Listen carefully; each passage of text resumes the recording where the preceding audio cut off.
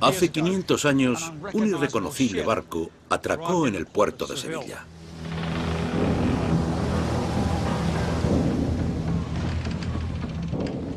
Su tripulación se vio reducida a solo 18 escuálidos y hambrientos hombres.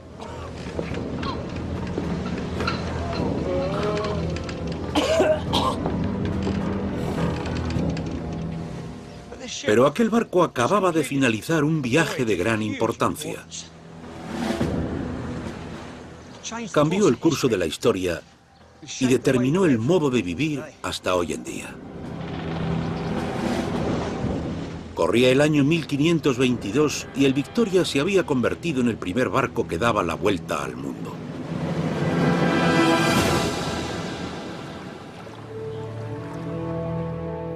Aquel viaje abrió el gran océano, creó nuevas rutas de comercio y reveló la verdadera escala de nuestro planeta.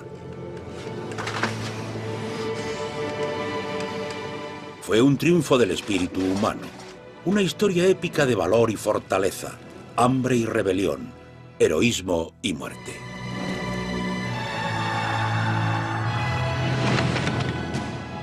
Y convirtió a un hombre, Fernando de Magallanes, en uno de los exploradores más famosos de la historia mundial. Pero tras la leyenda de ese gran viaje de descubrimiento se esconde otra historia.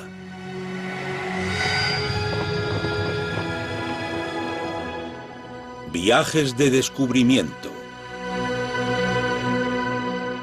La vuelta al mundo de Magallanes. 2, 3. 1, 2, 3. 1, 2. Esta es la nao Victoria, una réplica perfecta de uno de los barcos de Magallanes. Me pierdo en la cuenta, así que concentración. Paul, es 1, 2, 3. Ah, gracias, José. Es José, el capitán del barco. Ya se ha dado cuenta de que no puedo contar. 3. 1, 2, 3. Casi 500 años después, esta réplica dará la vuelta al mundo para recordar uno de los desafíos más importantes de la historia marítima y a los hombres que participaron en aquel viaje. Como sabrán, yo he escalado el Everest. He pasado 20 años en las regiones polares más remotas. Pero como aventurero, las dificultades que he pasado no tienen ni punto de comparación con las que experimentaron aquellos hombres.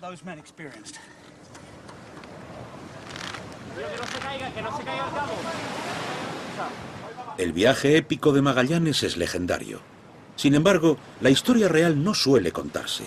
Él no pretendía circunnavegar el mundo, pero una serie de extraordinarios acontecimientos convirtieron a lo que iba a ser un ambicioso viaje en uno verdaderamente histórico.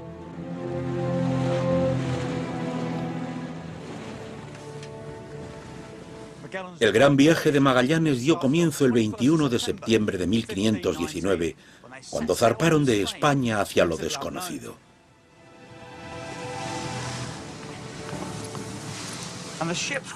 Y el cronista del viaje, Antonio Pigafetta, registró el momento.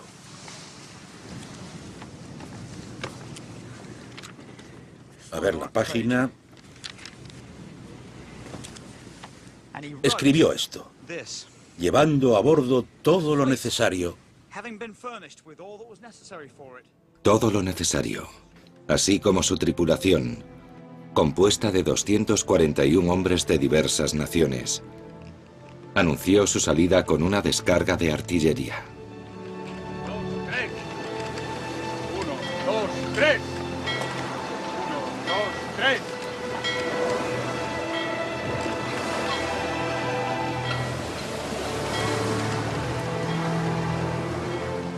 Para Magallanes, el capitán general, el viaje era la realización de un sueño que llevaba ideando 5 años. Este duro y decidido portugués iba a correr el mayor riesgo de su vida. La fama, la fortuna y la supervivencia dependían del resultado de la expedición.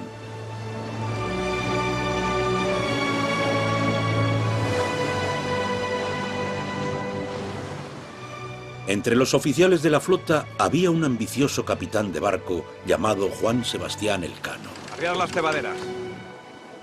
Este joven español iba a jugar un papel crucial en el épico viaje.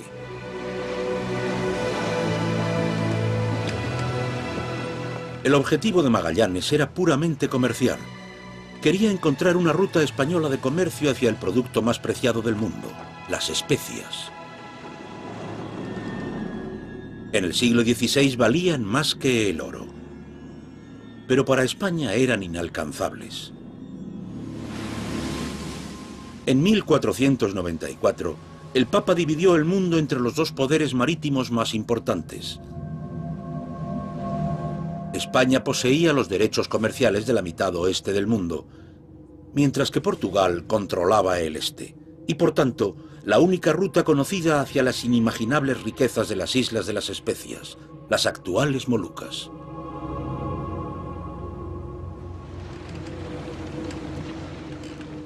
Magallanes pretendía llegar a las Islas de las Especias navegando hacia el oeste a través de aguas españolas. Era un plan increíble, ya que nunca se había navegado por esa ruta y nadie sabía siquiera si existía. Si hallaba esa esquiva ruta, España se convertiría en la nación más rica del mundo y Magallanes compartiría esa riqueza. Puso en servicio una flota de 5 sólidos barcos de comercio, diseñados para navegar por las traicioneras aguas de mar abierto.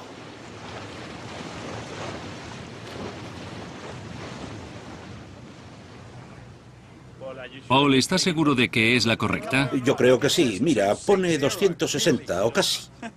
Ah, vale. Está cerca de un contexto global. ¿Qué le parece? Va bien.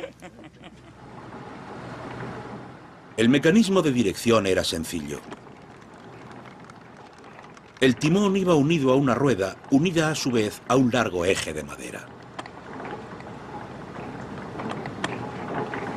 Mantener el rumbo era cuestión de fuerza bruta. En este momento estoy siguiendo el rumbo, pero no es sencillo. En una embarcación moderna hay una retroalimentación entre el timón y la barra o la rueda. Esto se llama caña o brazo del timón, y no es fácil mantener el rumbo, incluso en condiciones favorables como ahora, pero ahora sigo el rumbo. El rumbo que Magallanes había planeado le llevaría hacia aguas desconocidas. Muchos pensaban que tal viaje era imposible. Les estaba hablando de Magallanes, de su flota y de su increíble viaje para conseguir las valiosas especias. Así que me gustaría hablar con usted para saber lo fácil o difícil que debió ser conseguirlas. Bueno, muy difícil, porque obviamente no había cartas de navegación de ningún tipo. Y supongo que ni siquiera aparecía en los mapas de aquella época. No, los mapas no eran muy buenos. Mire, este mapa de aquí es del mismo periodo. A ver. Como puede ver, aparece un trozo de la costa de Brasil, unas pocas islas del Caribe que ya determinó Colón y sus seguidores, y este trozo de tierra que acaba aquí. Ah, vaya.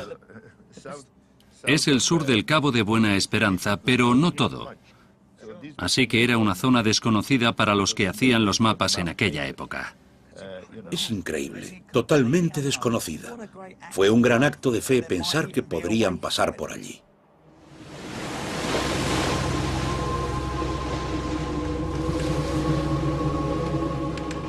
Realmente tuvieron mucha confianza, porque la gente sabía que la ruta propuesta por Magallanes quedaba totalmente bloqueada por el gran continente sudamericano.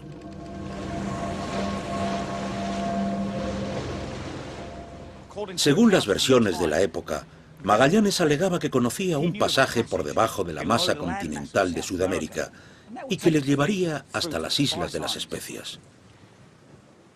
Quizá lo sabía, o quizá no fue más que una apuesta arriesgadísima. Fuera cual fuera la verdad, se la guardó muy dentro.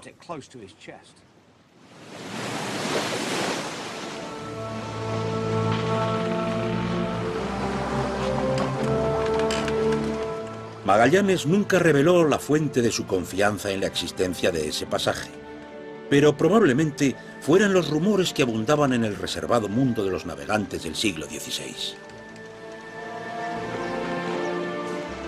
El capitán general se guardó muy bien de dar a conocer su atrevido proyecto, por temor a que se tratara de persuadirle por los probables peligros que tendría que recorrer y por no desanimar a su tripulación.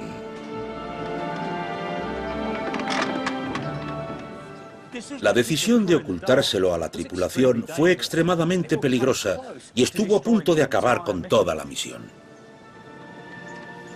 Entonces, ¿qué fue lo que llevó a este obsesivo y resuelto hombre a tomar tal riesgo? Manuel Vilas Boas es descendiente directo de Magallanes y casi un experto en su famoso antecesor. Para intentar entender al hombre en sí, ¿cómo lo describiría? Yo diría que un hombre de contrastes. Era de corta estatura, muy seguro de sí mismo y nada presuntuoso. No era un hombre que alardeara de su aristocracia ni nada por el estilo. Un hombre de pocas palabras, muy reservado. Le importaba a su familia y les prestaba mucha atención.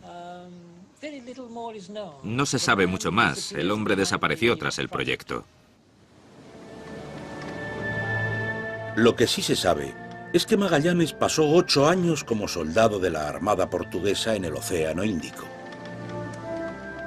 Allí se ganó la reputación de luchador, de arriesgado y de buscador de gloria.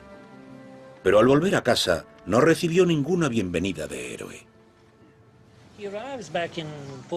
Vuelve a Portugal y es despreciado por la corte. Y dice, vale, me desprecian, pues haré algo que les demuestre que están totalmente equivocados. Acabaré la tarea que no terminó Cristóbal Colón. Haré lo mismo que hizo Vasco de Gama en África, pero en Sudamérica. Durante la juventud de Magallanes, estos dos navegantes lo arriesgaron todo en la búsqueda de especias y se ganaron un lugar en la historia. E inspiraron a Magallanes para que reclamara para sí mismo el último gran viaje marítimo que faltaba, el de Sudamérica.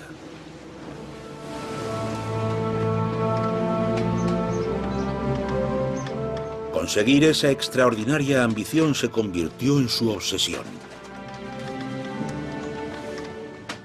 Pero debía tener algunas dudas, ¿no?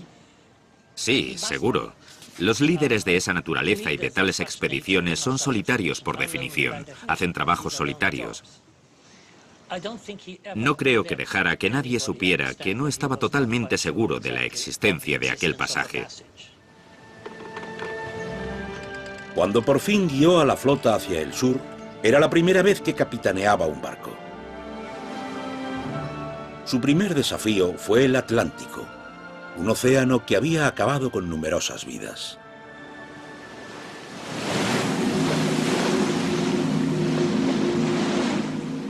El 3 de octubre de 1519 el tiempo empeoró.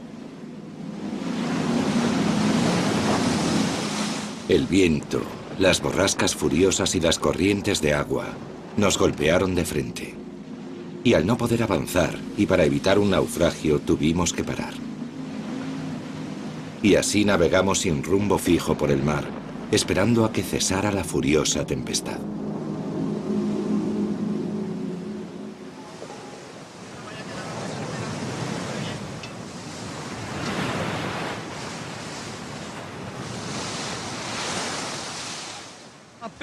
Yo he navegado con mal tiempo, pero siempre en un barco moderno.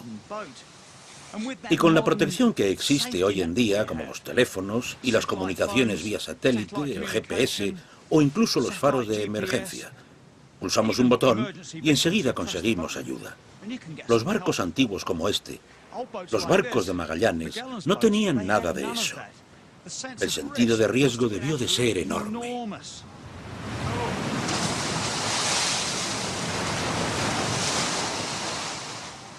Un barco como este, en los grandes mares, se balancea muchísimo. El casco está muy redondeado, como una concha al revés, y se mueve mucho. Fíjense, ahora mismo el tiempo no es malo. Imagínense cómo sería en una gran tormenta. Magallanes estaba navegando por uno de los mares más peligrosos del mundo. Es un día genial para navegar. Estoy muy emocionado. Pero para los hombres de Magallanes que cruzaban el Atlántico, las condiciones eran mucho peor que estas y debieron pasarlo realmente mal. Debieron pensar que las tormentas no iban a acabar nunca. Los barcos ya mostraban señales de desgaste natural. Se estaban estropeando. En una de aquellas tormentas, el viento fue tan fuerte que hizo trizas incluso las velas plegadas. Por supuesto, Magallanes era un apasionado de aquel viaje. Era muy ambicioso. Pero la tripulación estaba desesperada, agotada y aterrorizada por lo desconocido. No me sorprende que empezaran a rezar para conseguir una intervención divina. Y ¿saben? Eso es exactamente lo que consiguieron.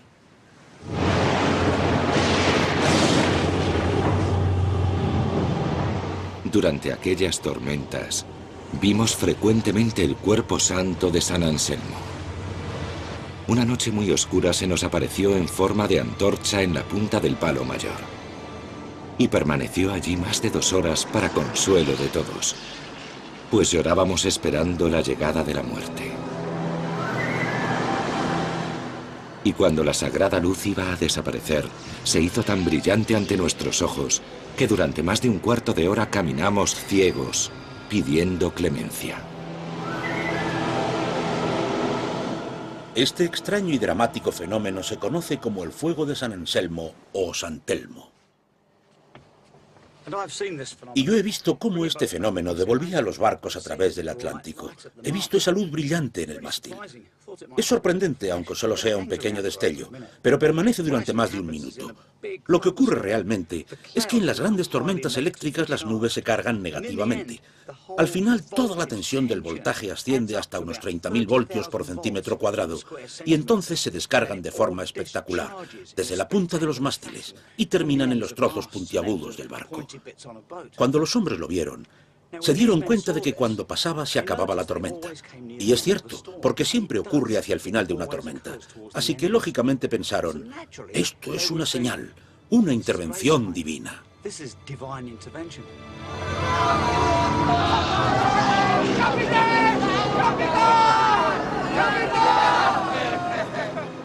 Intervención divina o no, aquellos hombres estaban al borde de sus límites físicos. Y como cualquier explorador actual les diría, no es el cuerpo exhausto el que gana al final, sino la mente. Aquella supuesta visita del santo tuvo un profundo efecto y les ayudó a seguir adelante con la dura prueba.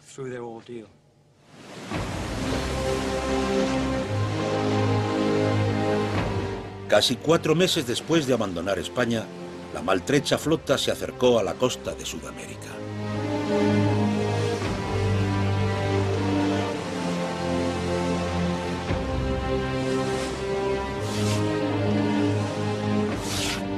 Avistaron una bahía salvaje, cerca de lo que hoy en día es Río de Janeiro.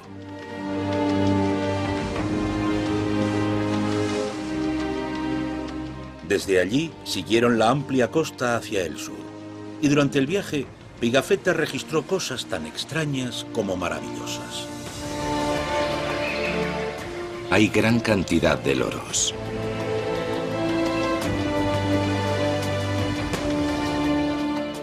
También algunos monos ardilla que parecen casi leones.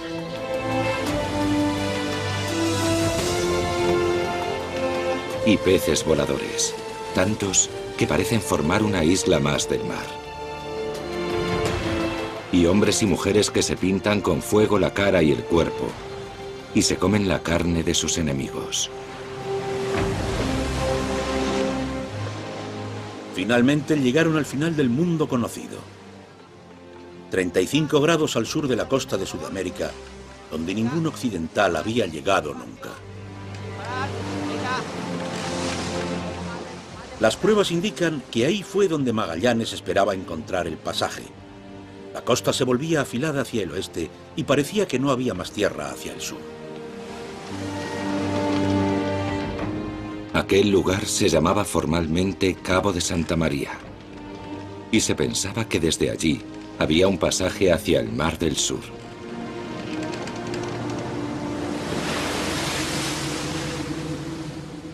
Tras 15 días de exploración llegó la terrible verdad.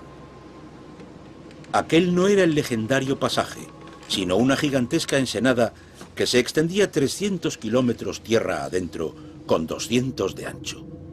Era el estuario del Río de la Plata.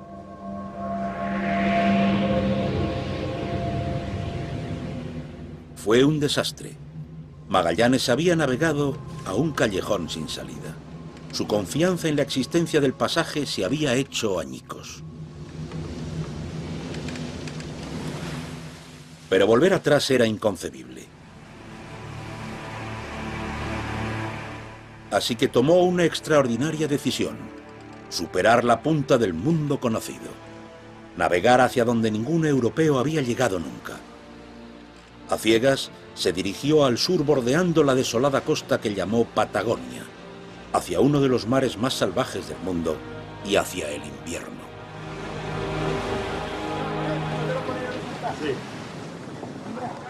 En la nao Victoria le pregunté a Enrique Barragán cómo debieron sentirse los hombres de Magallanes. Enrique. ¿Qué tal? Bien, ¿cuáles eran las condiciones aquí en cubierta? Bueno, ahora somos 20 personas. En aquella época eran 40 o 45. Así que había mucha gente. Y como sabrá, aquí tenemos camas para todos. Pero ellos no tenían. Así que tenían que dormir en la cubierta. ¿Aquí en la cubierta 45 personas? ¿Sí? Y esto se balancea y llega a entrar agua en la cubierta. Imagínese cuando había tormenta o mal tiempo. El agua siempre entra en la cubierta, siempre está mojada. Así que imagínese lo duro que debía de ser para ellos. Vaya. Y estaba a punto de ser todavía más duro. Hay cientos o incluso miles de rutas posibles de paso. Algunas son pequeñas entradas, otras grandes ríos o enormes bahías sin salida, y todas debían comprobarse. No puedo imaginar lo duro que debió ser con el mal tiempo llegar hasta allí y tener que dar la vuelta, con lo poco manejables que son estos barcos, para volver a mar abierto. Viajaron hacia el sur durante 3 meses sin poder cruzar.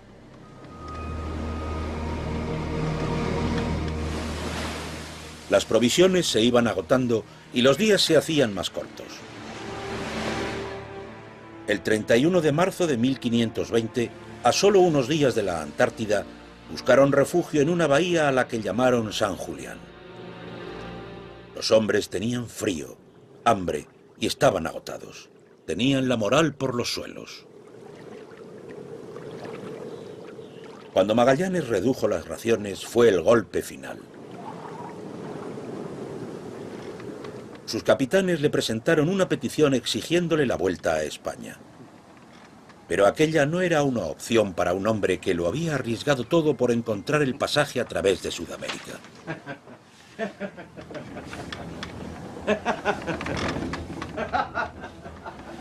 Capitán. La expedición se encontraba en grave peligro. Magallanes ya no contaba con algunos de sus capitanes, y por tanto tampoco con sus hombres. El frío, el hambre, la falta de confianza en su reservado capitán, todo llevó a una sola cosa: el amotinamiento.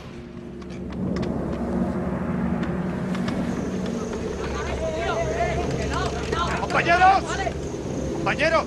¡No! Uno de los cabecillas fue Gaspar de Quesada, capitán de la Concepción, que prometió a los hombres que volverían a España en cuanto quitaran de en medio a Magallanes.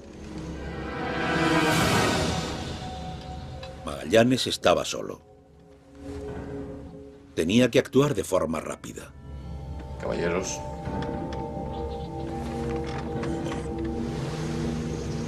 Envió a su leal maestro de armas a buscar a uno de los capitanes amotinados. Capitán Mendoza, tengo un mensaje para usted del capitán general.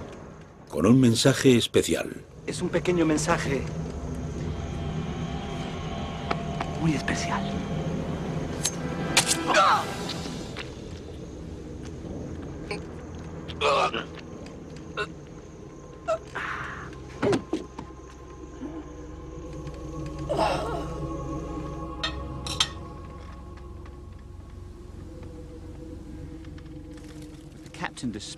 Desprovista de líder, la tripulación pronto dejó de resistirse. Magallanes tomó el control del barco e impidió que las otras naves escaparan. Desde esa posición fue capaz de acabar con el motín.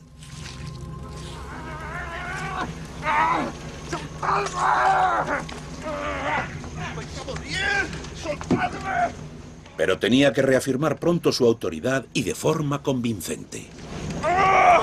¡Perros portugueses, soltadme! Castigó de forma brutal al capitán Quesada por traidor.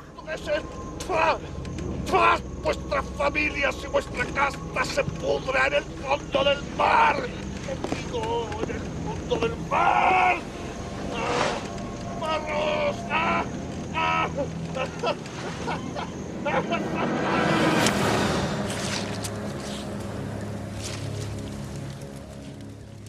No había ninguna duda, el capitán general volvía a estar al mando.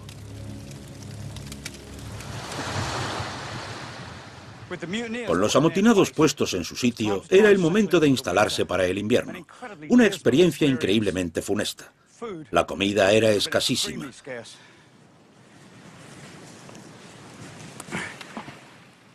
Yo sé lo que es la falta de comida en las expediciones. A mí me ha pasado.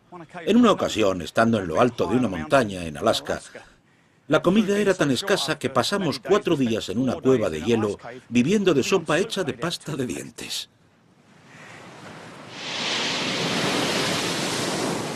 Las condiciones cada vez eran peores. Uno de los barcos, el Santiago, se hizo añicos contra las rocas.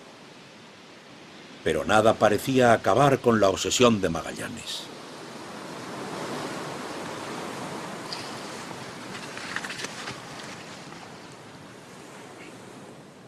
Después de 7 meses esperando que pasara el invierno, era el momento de continuar y buscar el esquivo pasaje. Los 4 barcos que quedaban pusieron rumbo al sur por la desconocida costa de la Patagonia, explorando cada entrada sin éxito.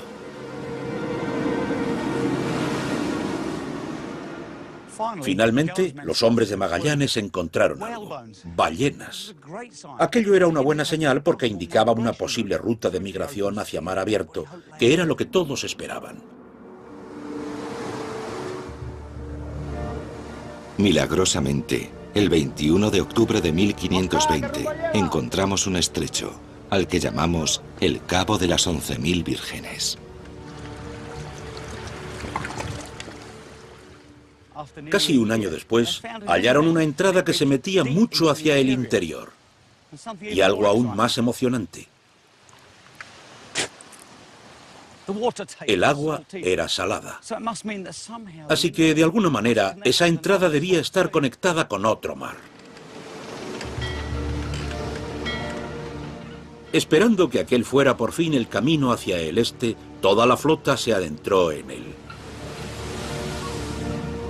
En el extremo oeste había un estrecho pasaje que conducía a una bahía, y después otro pasaje más.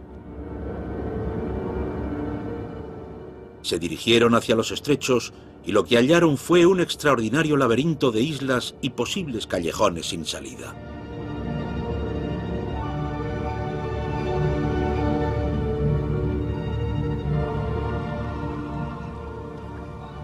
Aquel estrecho era un lugar circular, rodeado de montañas. Y muchos de los tripulantes pensaron que no habría manera de salir de allí.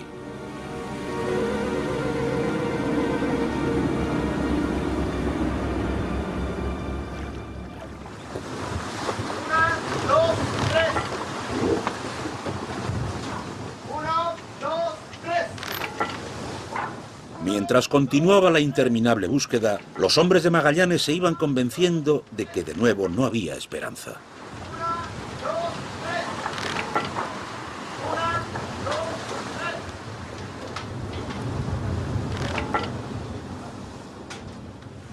En estos estrechos fue donde Magallanes perdió su segundo barco. Pero esta vez no se debió al tiempo. El San Antonio se dirigió a España en un acto de rebelión. Fue un golpe devastador. El San Antonio llevaba la mayoría de las provisiones con las que contaba Magallanes para el viaje. ordenó a los 3 barcos que quedaban que avanzaran hacia el noroeste. Fue un viaje espantoso a través de un estrecho que ahora sabemos que tiene 530 kilómetros de largo.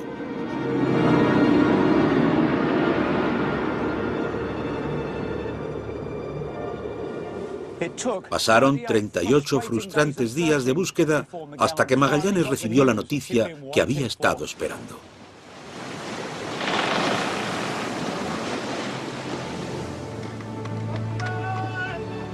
¡Capitán!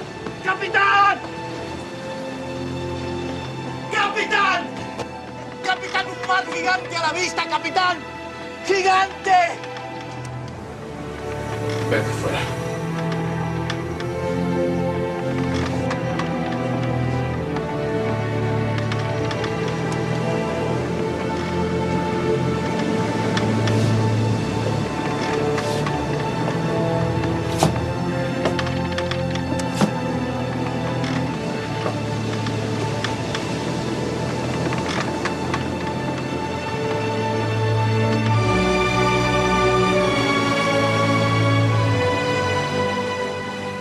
Vio ante él el mar abierto.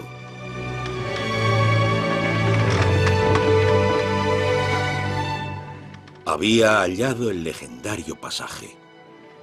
El capitán general lloró de alegría y lo llamó el Cabo Deseado, porque en efecto ansiábamos verlo desde largo tiempo.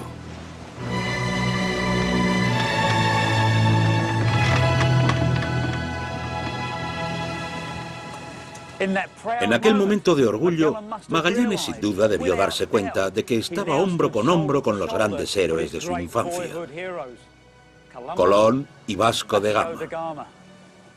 Sus sueños se habían hecho realidad.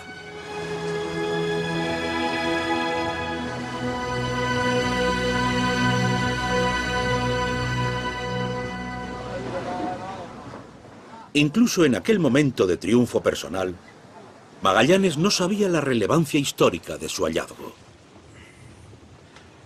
Durante 400 años, su ruta, el Estrecho de Magallanes, sería la mayor ruta de navegación a través del Pacífico, y solo fue superada cuando se inauguró el Canal de Panamá en 1914. Fue un descubrimiento asombroso, pero Magallanes y sus hombres esperaban que fuera el preludio de algo aún mayor. La ruta occidental hacia las riquezas de las Islas de las Especias. El 28 de noviembre de 1520, Magallanes dirigió la flota hacia el norte. El tiempo era tan bueno y el mar tan calmo que lo llamó el Pacífico, el mar tranquilo. El cielo era inmenso y el horizonte se extendía sin fin.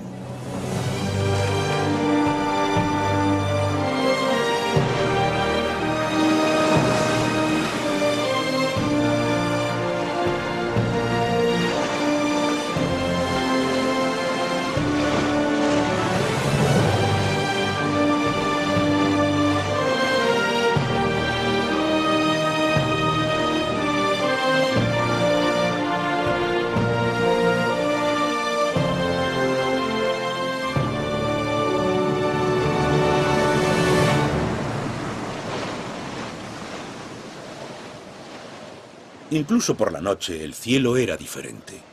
Aquellos marineros temerosos de Dios quedaron maravillados ante la Cruz del Sur. Hay varias estrellas pequeñas agrupadas formando 2 nubes. Y en el medio, 2 estrellas más, menos brillantes, que se mueven ligeramente. Casi 400 años después, se identificaron aquellos grupos de estrellas como 2 de las galaxias más cercanas a la Tierra.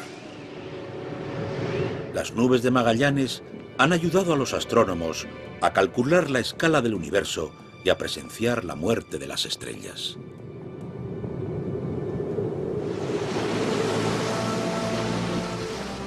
El 18 de diciembre de 1520, la flota se dirigió al noroeste, hacia el corazón del Pacífico. Sin saberlo, Magallanes había cometido un gran error. Pensaba que estaban a 3 días de las Islas de las Especias. Pero para calcularlo, se basó en mapas del mundo conocido hasta entonces. Y aquellos mapas estaban basados en los trabajos del erudito del siglo II, Ptolomeo, que calculó que la circunferencia de la Tierra era de unos 29.000 kilómetros. El capitán general estaba a punto de descubrir que Ptolomeo se había dejado 11.000 kilómetros. Esa área que faltaba, el 28% de la circunferencia del mundo, es el Pacífico. Magallanes estaba llevando a sus hombres a un enorme y vacío océano.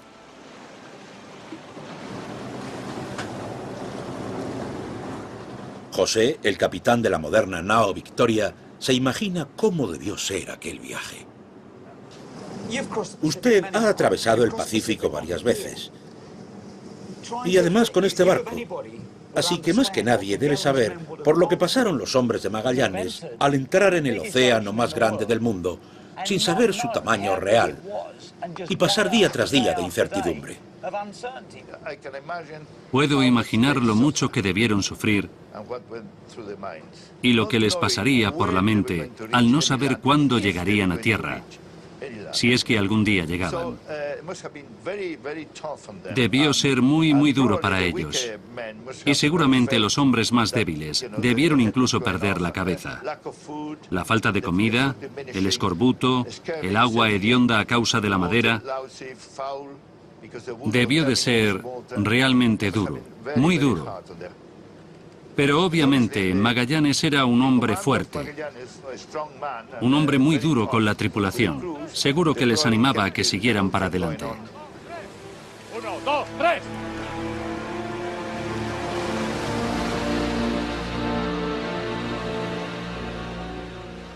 Las semanas pasaban y la escuálida tripulación volvía a pasar hambre. Sus informes hacen perturbadora la lectura. Para no morir de hambre, llegamos a comer pedazos del cuero con que se había recubierto el palo mayor para impedir que la madera rozase las cuerdas. Las galletas que comíamos eran polvo mezclado con gusanos y tenían un hedor insoportable por estar empapadas en orina de rata. Y hasta las ratas, tan repugnantes al hombre, llegaron a ser un manjar tan caro que se pagaba cada una a medio ducado. Creo que nunca más un hombre se comprometerá a emprender un viaje como este.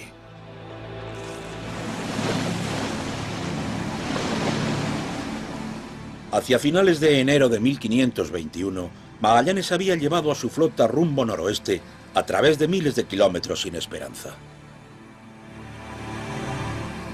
No vimos tierra, tan solo 2 islas deshabitadas, donde solo había árboles y pájaros.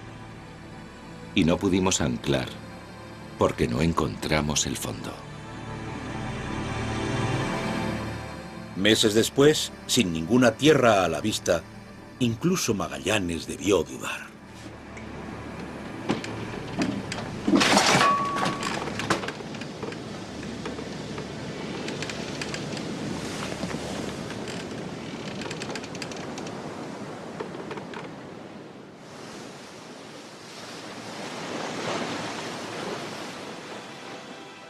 Pero casi 5 meses y 20.000 kilómetros después de dejar el estrecho, por fin avistaron tierra a unos 10 grados del Ecuador, un lugar que ahora llamamos Filipinas.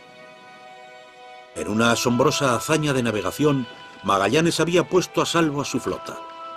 Ahora tan solo estaban a pocos días de las Islas de las Especias. Parecía que su riesgo iba a tener recompensa.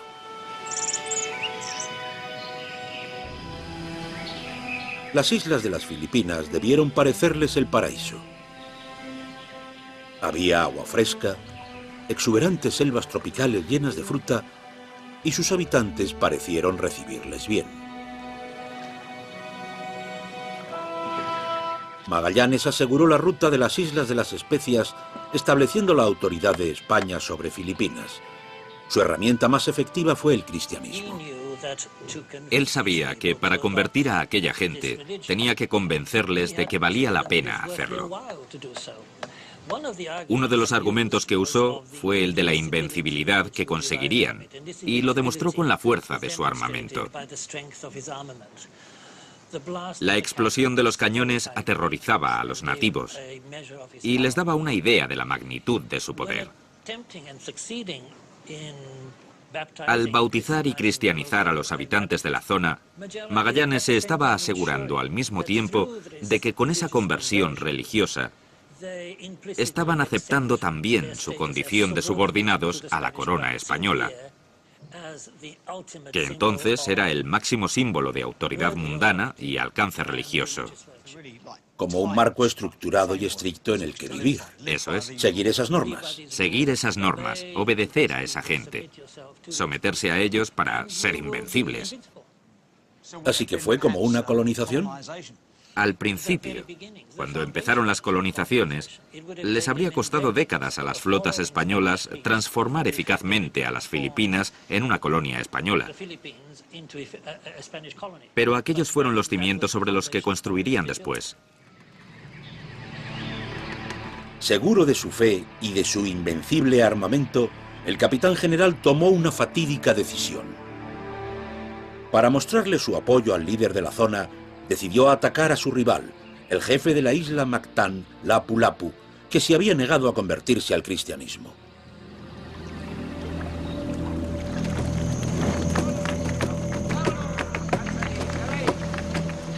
A bordo del Victoria, la noche antes del ataque, sus hombres se mostraban relajados y seguros.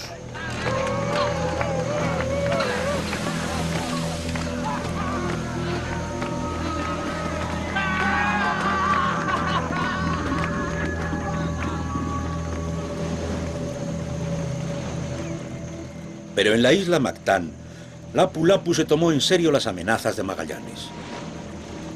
Convocó a sus guerreros más feroces e invocó a los dioses de la guerra.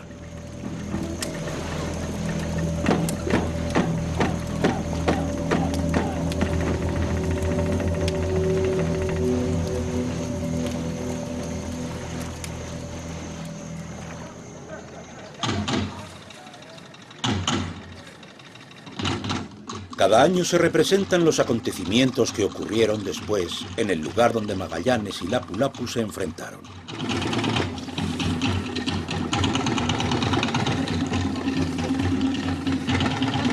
Fue un choque de culturas y religión.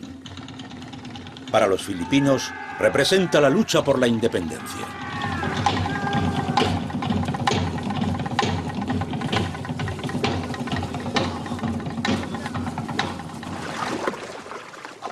Antes de la batalla, Magallanes envió emisarios a través de estas calmadas aguas para intentar que Lapu-Lapu se sometiera al cristianismo y a las normas españolas. Pero de nuevo se negó.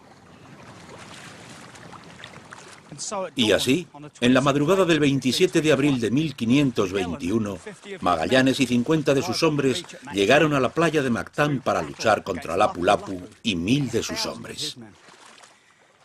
A pesar de que les superaban en número, Magallanes estaba seguro de su victoria por la superioridad de las armas españolas y sus corazas. De hecho, estaba tan seguro de la victoria que prohibió a sus otros capitanes que se involucraran en la lucha. Pero aquello fue un error fatal. La marea estaba baja, así que tuvieron que dejar los barcos lejos de la costa. Magallanes y sus hombres llegaron agotados después de caminar casi 1 kilómetro por el agua. Y sus cañones estaban fuera del alcance.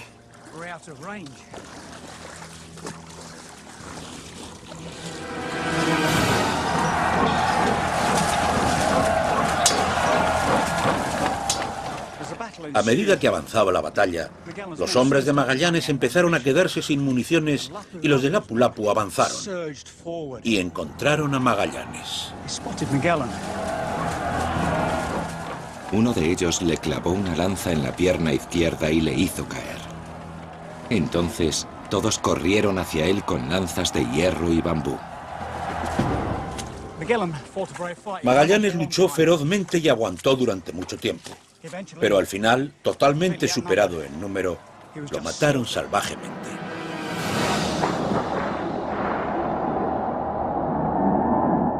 Asesinaron a nuestro espejo, nuestra luz, nuestro consuelo y nuestro gran guía. Magallanes nunca circunnavegó el globo, ni siquiera llegó a las Islas de las Especias.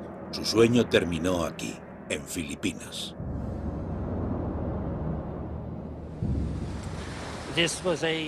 Aquello fue una gran tragedia que acabó con todo. Su sueño, su plan, su viaje. Todos los dramas de la navegación por los océanos acabaron aquí. Y de forma absoluta. ¿Y usted qué piensa? Si Magallanes hubiera ganado la batalla, ¿qué hubiera pasado con la expedición? Si no hubiera muerto y hubiera llegado a las Islas de las Especias, que estaban muy cerca, yo creo que habría vuelto por el mismo camino, por el Pacífico, ya que nadie lo había hecho nunca. Pero conociendo este océano, podría haber perdido toda su flota, y entonces no quedaría nada ni nadie de este épico viaje.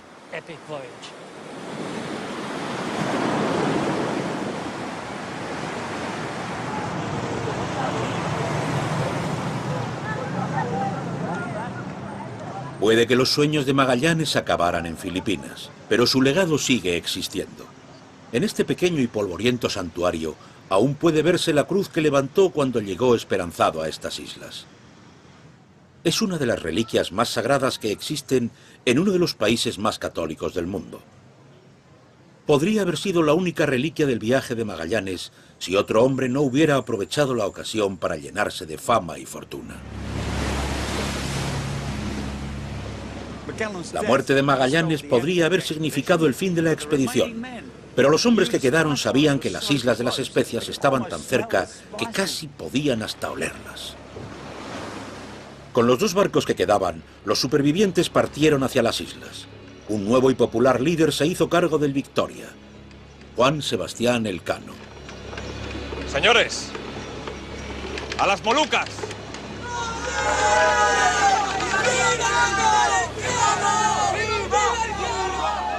La historia le negaría su legítimo papel en esta épica hazaña. Elcano les trajo la buena suerte, porque al fin avistaron las Islas de las Especias. El viaje de 28.000 kilómetros les había costado la vida a más de 100 hombres, incluyendo al capitán general. Pero los supervivientes llegaron al fin a las Islas de las Especias e hicieron realidad el sueño de Magallanes.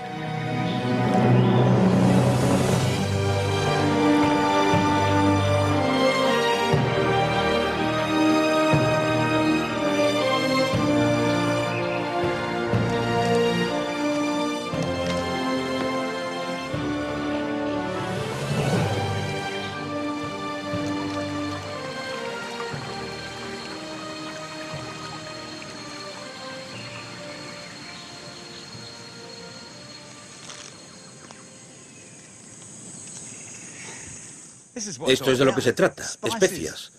Son clavos de olor, ¿verdad? Sí, son clavos, son las flores del árbol del clavo. No sabía que eran así. Sí, es que suelen estar más secas, como estas, mire. Huelen como la tarta de manzana de mi madre. Sí, son aromáticas. ¿Sabes, Augusto? Al tener esto en mi mano me parece increíble que aquellos hombres corrieran todo aquel riesgo, aquel dolor y aquel sufrimiento por algo que parece tan, no sé, normal. ¿Y cuánto hubieran valido? En dinero, me refiero. Bueno, en dinero sería un precio muy alto. Fíjese que un árbol solo puede producir unos 3 kilos de clavos. Después se tienen que secar, y los clavos secos serían muy caros. Y comparados con el oro, ¿cuánto sería? Bueno, valdrían más que el propio oro. Entonces, en dinero. Sí, en dinero. Valían más que el oro. Y una bolsa como esta te solucionaba toda la vida, ¿no? Sí. Visto así, ya no parecen tan normalitas.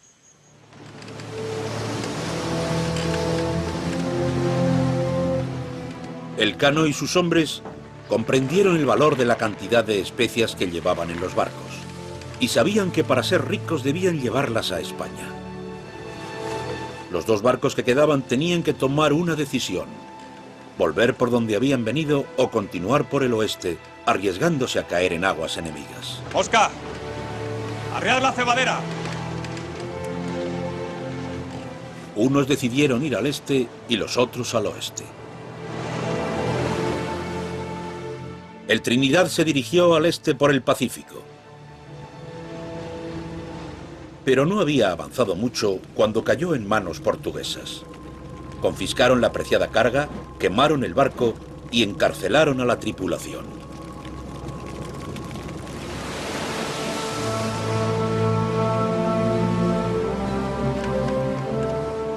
El Cano navegó hacia el oeste en el Victoria. España estaba a unos 20.000 kilómetros y toda la ruta se encontraba bajo influencia portuguesa. ¡Arriad cebadera! Para evitar la captura, navegó grandes tramos por aguas inexploradas.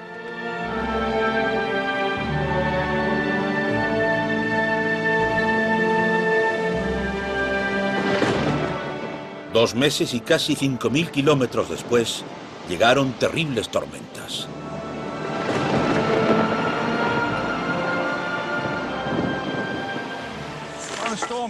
Las tormentas con las que se toparon aquellos hombres fueron tan poderosas que incluso rompieron este mástil. Y como todo lo que se rompía en el barco, tenían que repararlo con lo que tenían en el mar. Pero no solo eso. El Cano y sus hombres empezaron a quedarse sin raciones de nuevo. No puedo ni imaginar lo que fue trabajar en un barco como este, que necesita tanto trabajo manual, y no tener energías.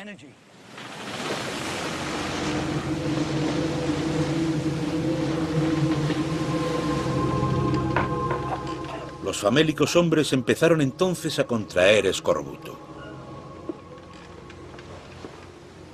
De todas nuestras desgracias, la peor fue que las encías de nuestros hombres se hincharon tanto que no podían comer. 25 o 30 hombres se enfermaron, y de ellos 19 murieron.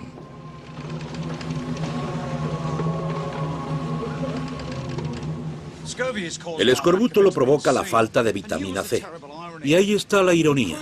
La tripulación viajaba encima de un cargamento de clavos, y lo que no sabían es que contienen vitamina C, y que podrían haberse salvado.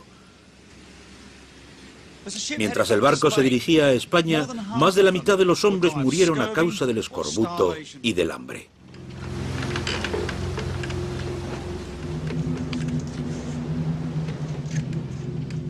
El Cano escapó del escorbuto porque comía dulce de membrillo, que, sin él saberlo, contenía suficiente vitamina C como para protegerle de la enfermedad.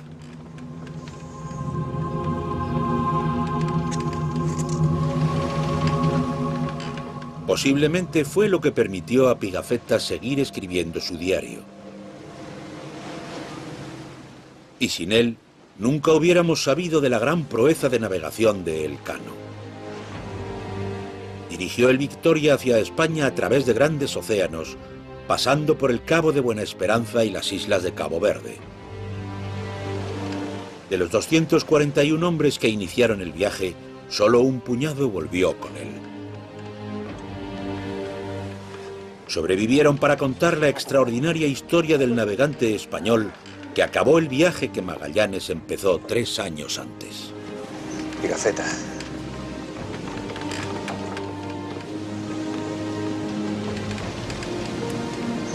Sevilla.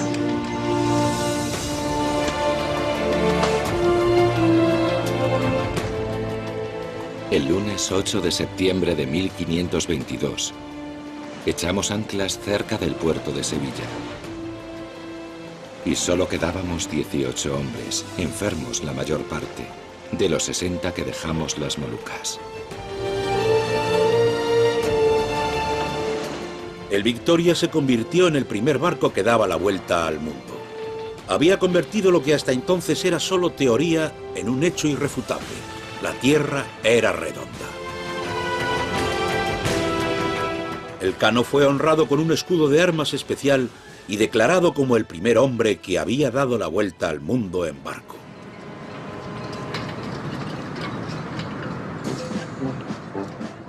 5 siglos después, navegar alrededor del mundo aún se considera un logro extraordinario.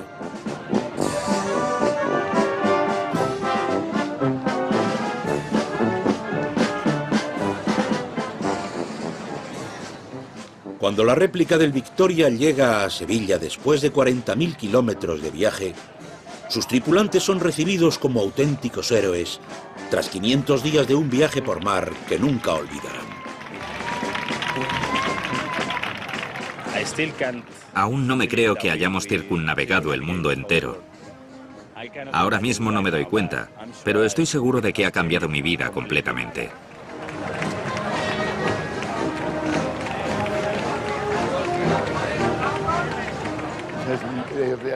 Se ha hecho realidad mi mayor sueño.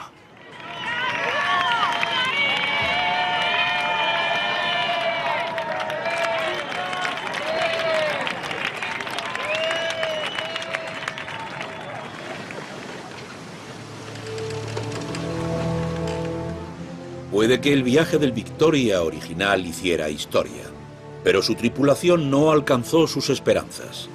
No vieron nunca su fortuna. El cargamento de especias se vendió y con lo recaudado, el rey de España cubrió la pérdida de la flota.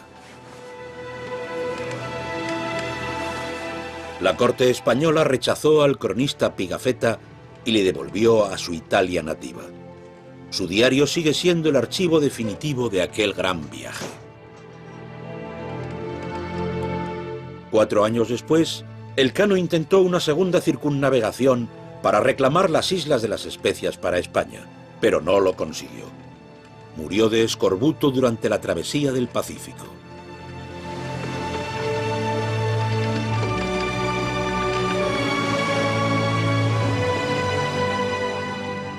Igual que para el mismo Fernando de Magallanes, aunque nunca completara el viaje, el pensamiento popular es que él fue la primera persona en dar la vuelta al mundo. A no ser que vayan a España. Allí les dirán que fue Juan Sebastián Elcano. Pero ¿qué importa? Después de todo, ambos fueron grandes hombres. Magallanes tuvo lo que hacía falta para idear un viaje tan atrevido y lo llevó a cabo. Y Elcano tuvo la fuerza y la tenacidad para terminarlo. Tanto ellos como los hombres con los que navegaron compartieron uno de los viajes de descubrimiento más importantes. El viaje que definiría la forma y tamaño de nuestra Tierra y sus océanos y que cambiaría el paisaje geográfico, espiritual y político para siempre.